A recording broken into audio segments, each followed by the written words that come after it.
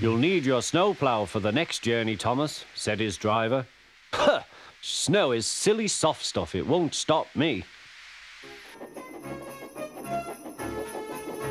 The snowplow was heavy and uncomfortable and made Thomas cross. He shook it and he banged it, and when they got back, it was so damaged that the driver had to take it off. "You're a very naughty engine," he said to Thomas. Next morning, Thomas's driver and fireman came early and worked hard to mend the snowplow, but they couldn't make it fit. Thomas was pleased. "I shan't have to wear it. I shan't have to wear it," he puffed to Annie and Clarabel. But they were rather worried. "I hope it's all right. I hope it's all right," they whispered to each other. The driver was worried too. "It's not bad here," he said to the fireman, "but it's sure to be deep in the valley." "Silly soft stuff," puffed Thomas. "I didn't need that stupid old thing yesterday, and I shan't today. Snow can't stop me." He rushed into a tunnel thinking how clever he was, but there was trouble ahead. "Cinders and ashes," said Thomas. "I'm stuck." And he was. "Back, Thomas, back," said his driver. Thomas tried, but his wheels spun and he couldn't move. The guard went back for help, while everyone else tried to dig the snow away. But as fast as they dug, more snow slipped down until Thomas was nearly buried. "Oh, my wheels and coupling rods! I shall have to stop here till I'm frozen. What a silly engine I am!" And Thomas began to cry.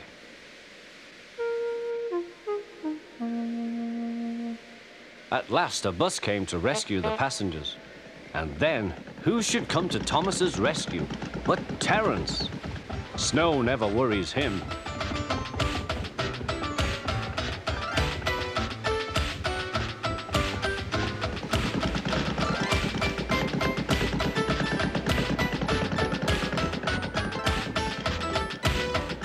He pulled the empty coaches away, then came back for Thomas. Thomas's wheels were clear but still spun when he tried to move. Terence tugged and slipped and slipped and tugged, and at last dragged Thomas clear of the snow, ready for the journey home.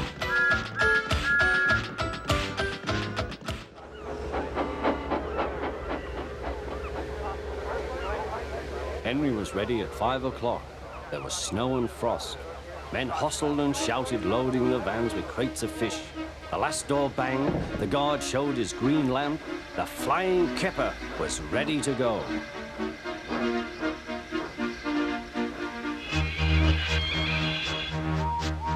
Come on, don't be silly, puffed Henry to the vans. The vans shuddered and groaned, trock, trick, all right. That is better, puffed Henry.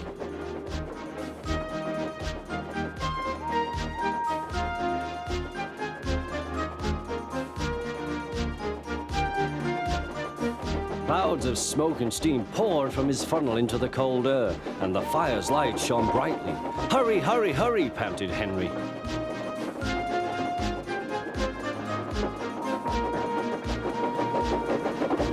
They were going well.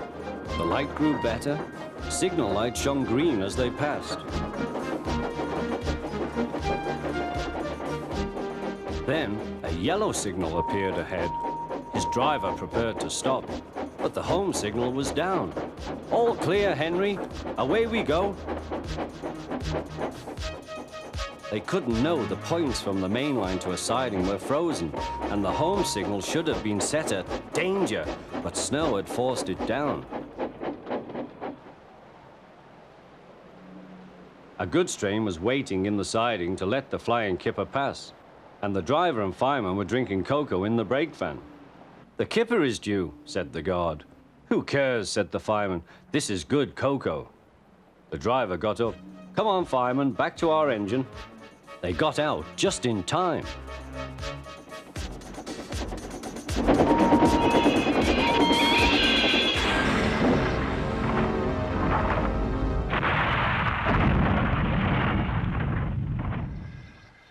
his driver and fireman had jumped clear before the crash, but Henry lay dazed and surprised.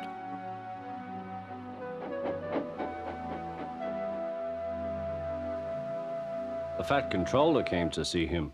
"The signal was down, sir," said Henry. "Cheer up, Henry, it wasn't your fault. Ice and snow caused the accident.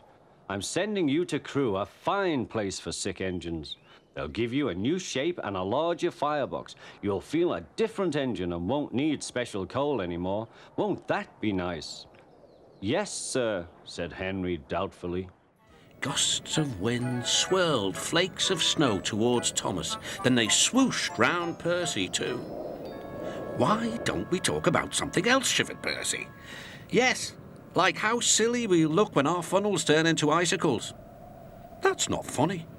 Maybe we'll stop feeling cold if we talk about warm things like sunshine and steam." "And firelighters," muttered Thomas.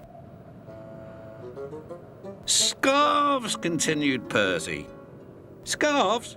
That's what you need, Percy, a woolly scarf round your funnel." Thomas was only teasing, but Percy thought happily about scarves until the firelighter came. Percy was now working hard. His fire was burning nicely and he had plenty of steam. But he still thought about scarves. He saw them everywhere he went.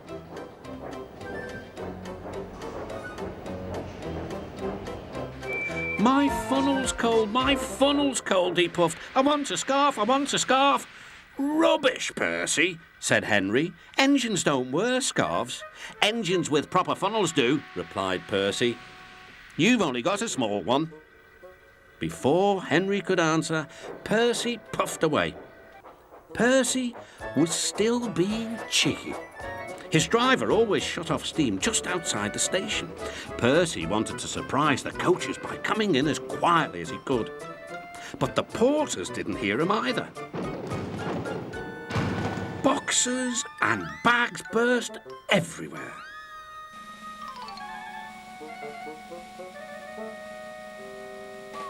"Oh!" groaned Percy.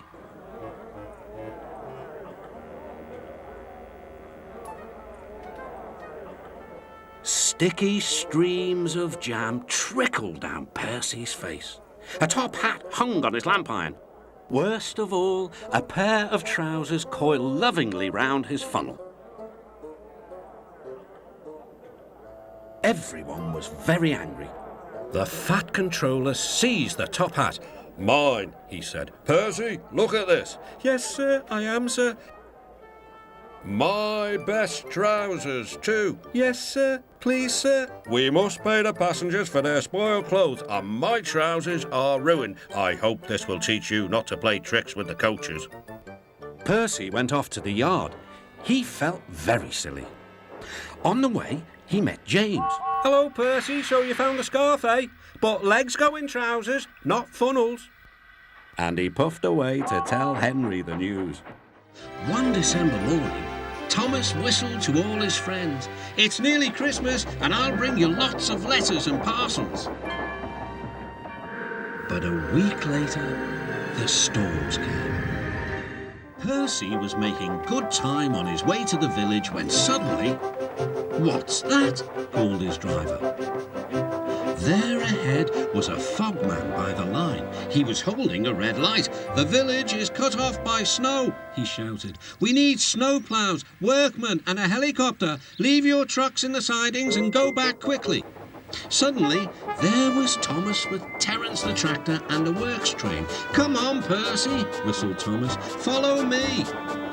The two engines battled their way through the snow. At last, they reached the village.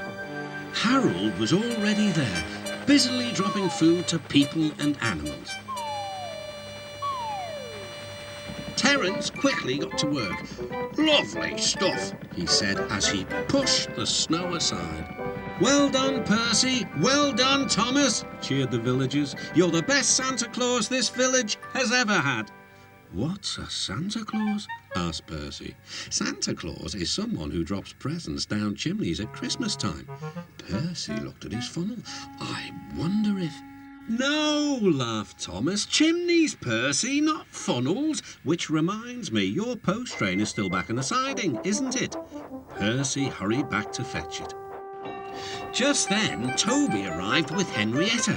We've brought lots of hot drinks and food for the villagers, he whistled. That night, all the engines had gone back to their sheds except Toby. The villagers had made a plan to thank the engines. They loaded paint pots and parcels into Henrietta, then they set off through the moonlit countryside. All the engines were fast asleep in the sheds as Toby ran silently into the yards.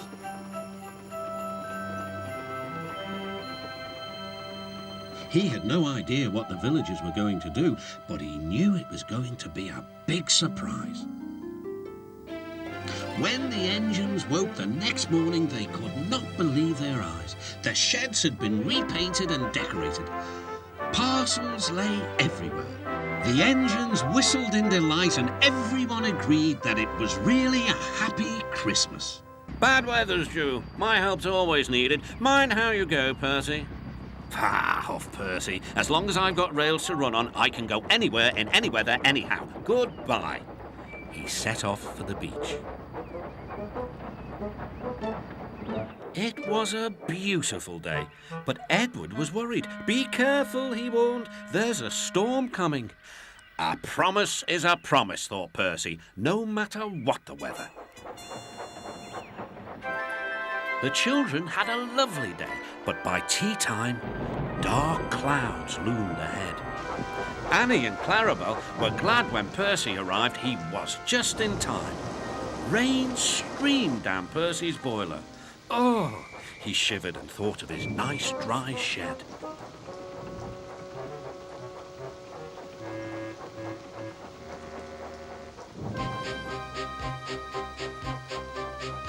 Percy struggled on past coastal villages and into the countryside. The river was rising fast. I wish I could see, complained Percy, as he battled against the rain. More trouble lay ahead.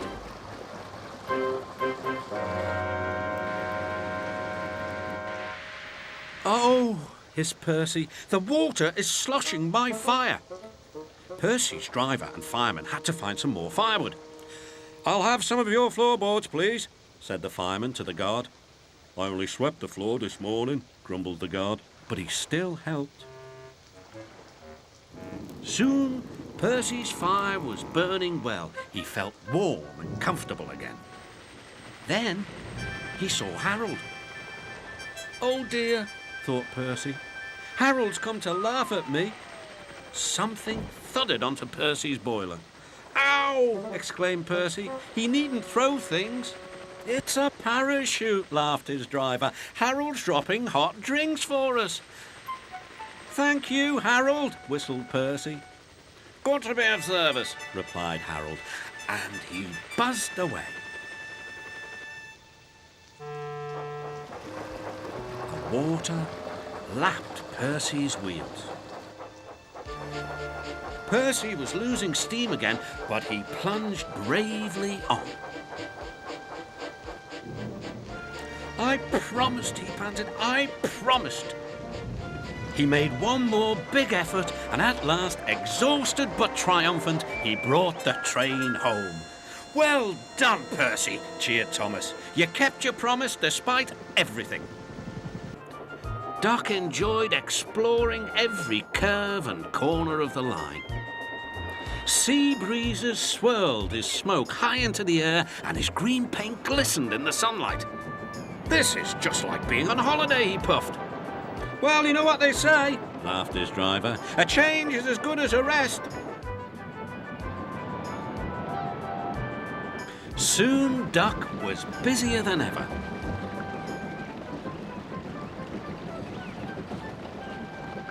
The Fat Controller was building a new station at the port, and Duck pushed the trucks wherever they were needed.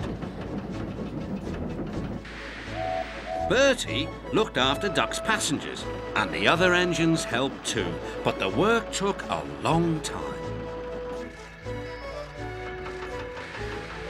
Noise and dust filled the air. "Don't worry," whistled Toby. "The station's nearly finished." "And on time too," said Duck, thankfully. Duck felt his responsibility deeply and talked endlessly about it. "You don't understand, Donald, how much the Fat Controller relies on me." "Och, aye," muttered Donald sleepily.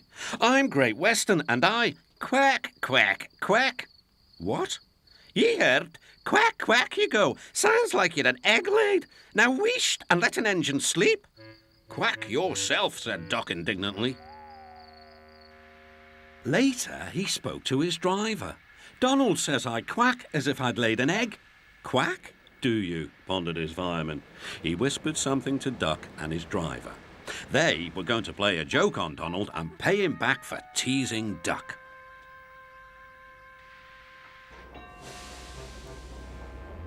The engines were busy for the rest of the day and nothing more was said. Not even a quack.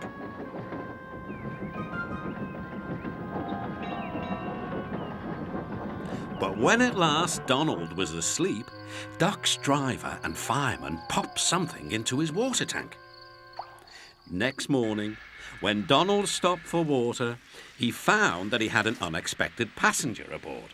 A small white duckling popped out of his water tank. "Nay, who's behind this?" laughed Donald. The duckling was tame. She shared the fireman's sandwiches and rolled in the tender. The other engines enjoyed teasing Donald about her.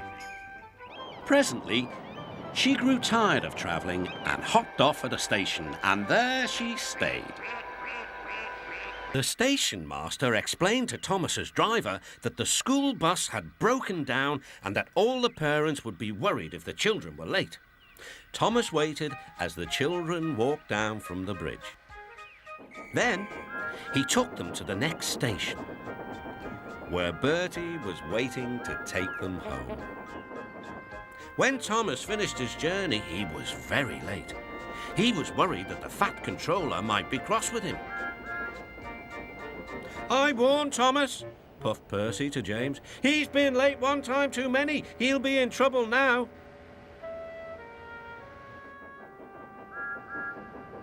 But next morning, the Fat Controller was nowhere to be seen.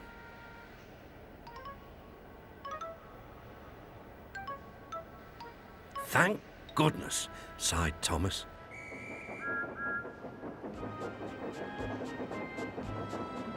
Thomas knows every part of his branch line, but just ahead was a stretch where the hot sun had bent the rails on the track.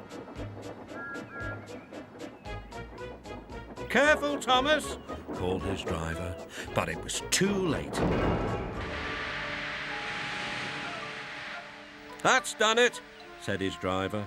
"We shan't get any further today." "But what about my passengers?" "Don't worry, they'll be looked after," replied his driver. While workmen repaired the line, Thomas had to shunt trucks in the yard. Bertie came to see him. "I understand you need my help again." "Yes, Bertie," replied Thomas sadly. "I can't run without my rails." Bertie set off to collect Thomas's passengers. "Hello, Bertie," they said. "We are glad you are here." Bertie drove along the road by the railway. He stopped at each station along the line. Sometimes he stopped between stations to let people off closer to their homes. Thomas felt miserable. "I've lost my passengers. They like Bertie better than me." The Fat Controller arrived. "Your branch line is repaired. I'm going to change your timetable so that you and Bertie can work together more." When Thomas reached the station, there were all his passengers. "Bertie is a very good bus, but we missed our train rides with you," they said. Later, Thomas spoke to Bertie.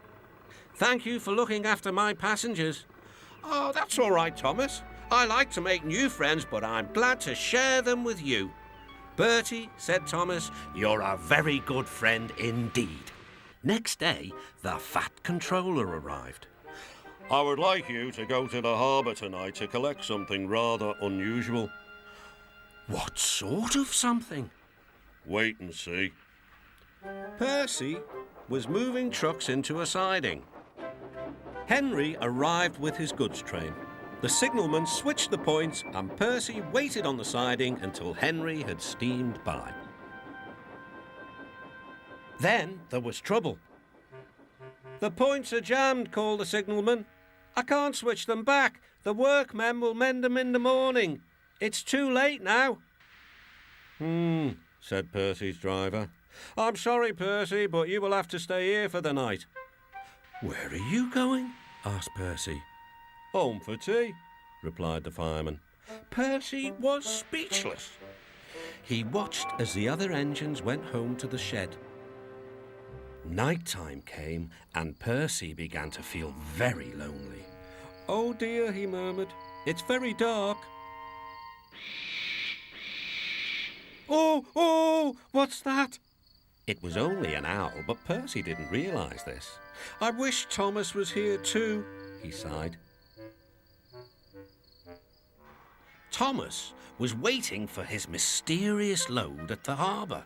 Suddenly, there it was. "Cinders and ashes," cried Thomas. "It's a dragon." "Don't worry," laughed his driver. "This dragon is made of paper. It's for the carnival tomorrow."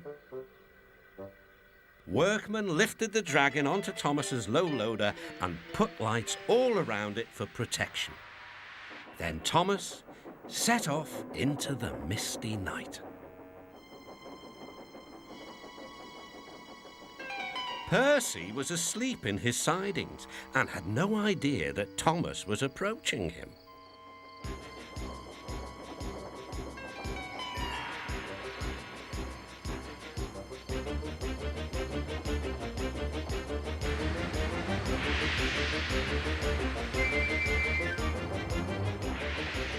"Help!" cried Percy. "I'm not going to open my eyes until my driver comes."